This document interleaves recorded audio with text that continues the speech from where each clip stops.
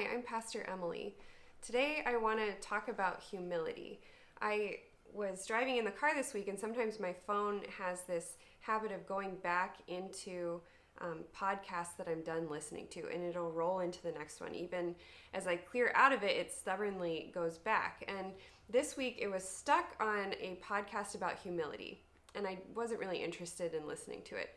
But every time I got in my car or hung up the phone or turned a piece of music off, it would go back to this podcast. So I finally gave up and listened to it, and I'm really glad that I did. I think it was important to hear.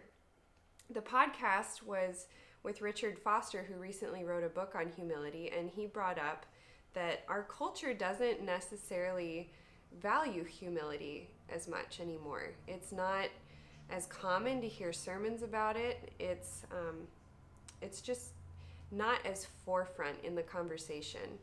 And he felt called by God to really learn humility, to sit with that for a period of time. Why would we talk about it as Christians?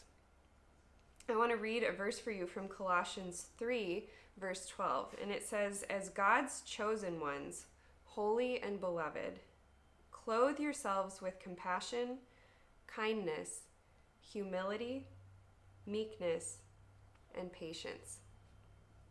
I feel free to look at Colossians 3. This is in the context of a passage that talks about when we believe in Christ, our home is here on earth, but not only on earth. Our spiritual home is with Christ in heaven, and our values shift. The things we want to be formed by and shaped by, they shift. And part of believing in Christ is wanting to grow in the kind of freeing humility that Jesus models and teaches. So that leads me to the question, what is humility? If we take our temperature today on how we're doing, what is humility? My husband told me I have it wrong. I can lean more into self-deprecation. And I loved in the podcast, Richard Foster talked about, you can get rid of the humble mumble.